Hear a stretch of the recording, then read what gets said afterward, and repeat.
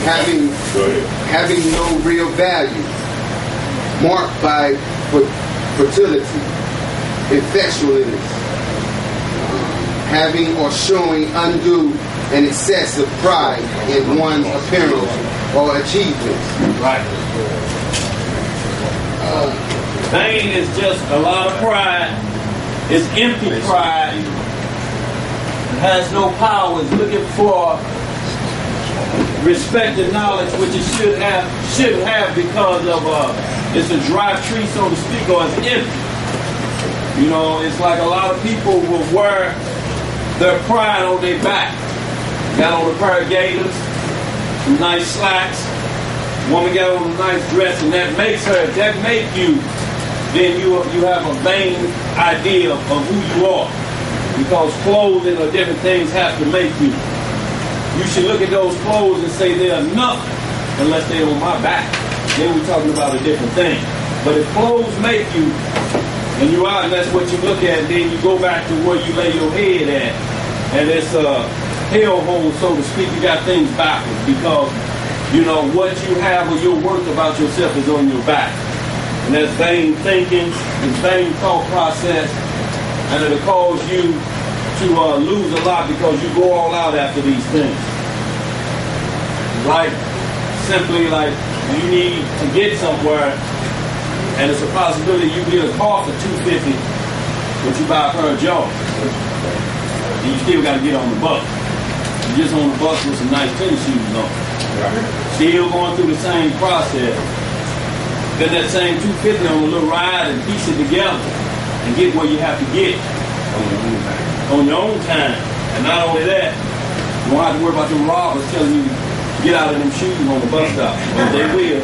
They ain't carjacking hoopies. Oh, they'll carjack some Jordans off your feet. Ask Ish about it. Yeah. Well, he's a small guy. It doesn't matter if you're a big guy. I was finna say. I don't know. You looking down the barrel of a 40 cal and say, I'm a big guy, I ain't pulling them off. That's vanity. There will be vanity on your part. Right. Right. Well, let's get to where vanity, what we need to understand, because we want to, a lot of times they'll tell you, well, Jesus, as the name of an ancient god, Zeus. Don't worry about it. Okay, well, whatever it is. Y'all, how do you say it? Put the E first. Z-E-U. Okay. That's what I had first. I know. Didn't look right. You know, sometimes things don't look right. But anyway, they'll say this compared, but there's not a document on planet Earth. We had everybody that tried, whoever tried to use that, they'll use it online and saying Jesus is the son of Zeus. But if you look up Zeus in any, Google it, any dictionary, anything, it'll tell you he was the son of Thor. There's a movie out now called Thor. All of the superhero movies coming out, huh? Thor was the son of Zeus. Thor, that's what I'm saying. You said Thor, Zeus. okay, right. Thor is the son of Zeus, not Christ. It's not Zeus, and his father was, what's the dude on Odin. and Superman's dad? Kal-El. Whoever he was, but this was Zeus' dad. Yoel or whoever it is. But all of these are below these people. You will never find Jesus Christ tied to this. They just put them together because they sound the same. Jesus, and they'll just say, well, it's from Zeus. But there's no spelling that connects the two in any document on planet Earth. I ain't never seen it. I just hear it talked about. To make you not say that, and then they'll say, well, there was no J in the Hebrew alphabet. Right? Well, there was no A, E, I, O, and U either. Wasn't no what we call vowels and A, E, I, O, U, sometimes Y. Right?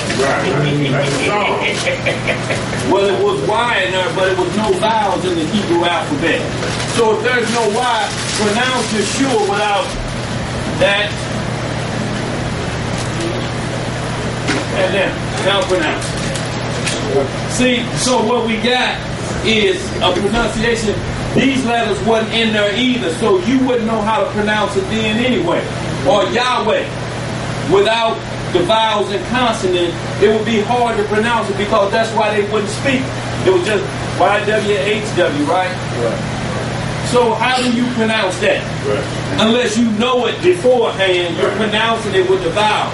So in one breath, they take the J away, but they want to keep what was in their E. You know, the A-E-I-O-U was in their E. So y'all don't get caught up with the name. His name is the Word of God. It's the 66 books in the Bible. That's his name. When you call on his name, you call on this. Psalm 138, you say, I magnify my name above all, or my word above all my name. So, and even if they keep want to cause problem for you saying it should be Yeshua, Yeshua ain't mentioned in the Bible nowhere. His name is mentioned in Emmanuel, in Isaiah 9th chapter, and also Matthew 1. He's called Emmanuel. So if you want to get down to the nuts and bolts of it, so to speak, right, if you tell me Emmanuel, then I'm good with that. But you can't get me to say it should be this when Christ spoke Aramaic, not Hebrew, during his time on this earth. And also, the Father never called him Yeshua. He only called him Son. Christ never called his Father Yahweh, nowhere mentioned. He only called him the Father. It's not about names and titles because we got 100 Jesuses out there. We got 100 Yeshuas out here. And all of them are claiming to be the one the Bible's speaking of. So when you say Jesus or Yeshua, even if you say Yeshua, which one are you talking about? That one down in the Dimona Desert over there in Israel now claiming he Christ? The one in Texas. The one that was down in Texas, the one that was in Florida that died about 3 years ago, Levi Mitchell, he was claiming he was Christ. So just because you say Yeshua, it's about the mindset and the words and the work, because when you speak this name, the doctrine has to follow. So if you're calling Benjamin Carter Yeshua, you're going to quote his books. Like Elijah Muhammad. They said Farrakhan, you hear him a lot say he's Jesus Christ. He's the modern day Jesus Christ. But yet, his works are not found in the Bible. His works are found in the Black Man's Guide. They show you the Bible and then slip you the Black Man's Guide. And then you study from that. But they only use the Bible when it benefits them. And then they'll put their book on you and put their doctrine on you. So we want you to understand that his name is the Word of God. That's what he says his name is. And when you talk or you mention, you quote a Psalm, you quote Isaiah, you quote Jeremiah, then we know what name of the Lord you are coming in because you quote his doctrine. You know, so we need to be clear on that and understand, and we'll see, and we'll get right to the heart of the matter. And this is the final test. Just ask him this. Show me in the Bible what's saying a name of God, Jesus, or whatever else is a sin. This is what we got to worry about. There's 613 laws we have to keep. That's not including the statutes and judgments, but there's 613 laws. There are 10 commandments. And under each 10, these 613 is broke down. When it says thou shalt not kill, the law tells us there's 100 ways to kill. Vehicular homicide, get full of that Tony LaRussa drink and be drunk at a stop sign or wherever, or kill somebody. You can have a pit bull running loose and get out and maul a child to death. That's on you. There's a manslaughter. You fight, y'all get in a fight, you hit somebody in the jawbone, they fall, hit their jaw on the side of on the concrete, and they die. That's manslaughter. And then you have the chief one, murder. And that's the shed of innocent blood. That's plotting to take someone's life. So we have to understand that these laws are broke down that way. And we need to understand 6 plus 1 plus 3 is 10. So you get your 10 commandments, but there's 613 laws, y'all. The only difference we don't do is wherever it says sacrifice, we don't do that anymore. Christ is our ultimate sacrifice. All you do is just follow the law. If it says if you break, go ahead, bro. What you saying?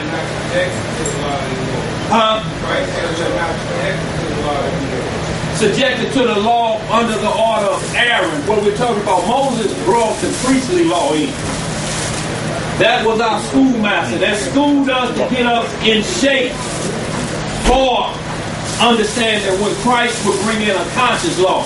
And basically what we're talking about, if the law has to be written down for you all the time, I ain't supposed to do that. I ain't supposed to do that. Well, when it's in your heart, you understand that you ain't supposed to do it even before the act manifests itself. Because we had a lot of people that would, or back in the day, they could manipulate the law. You had to be put to death by 2 witnesses. If there was 1 witness around, you can get that, you can break that law and no punishment came to you.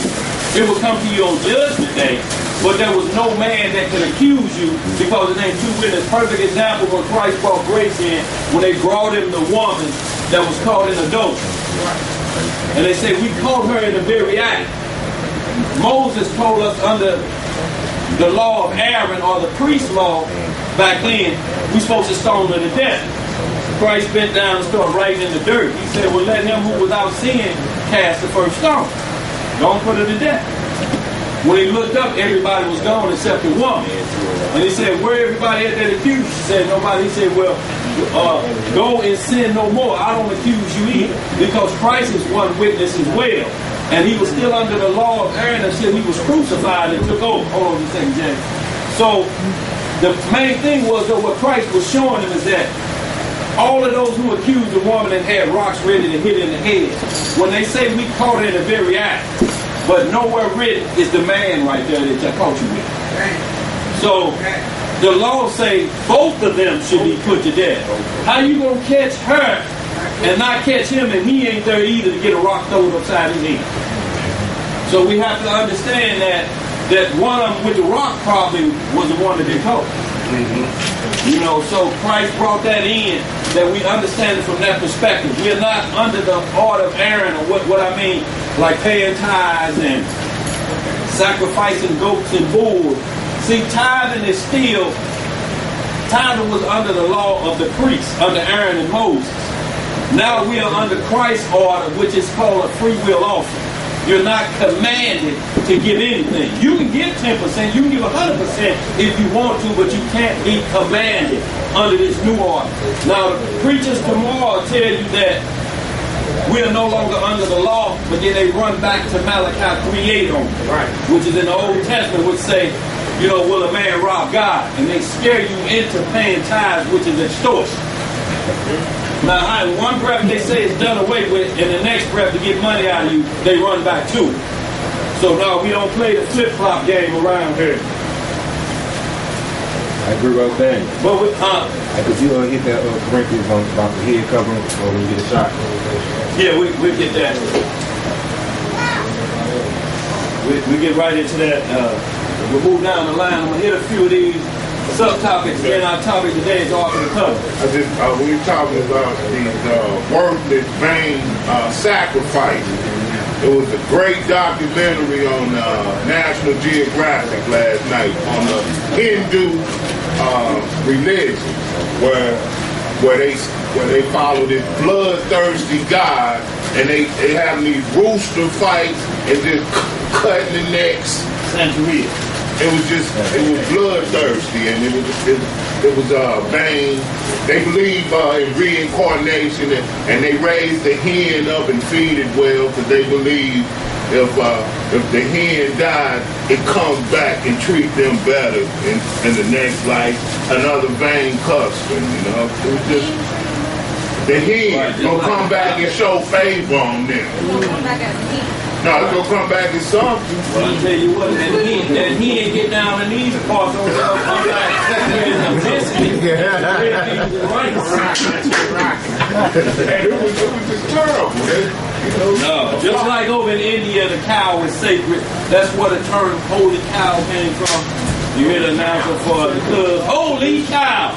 That's where that comes from, because India considered the cow sacred. And that's where the term holy cow comes from. But, like I say, that cow walk down the streets of St. Louis, is going to be some problems, especially around this barbecue time.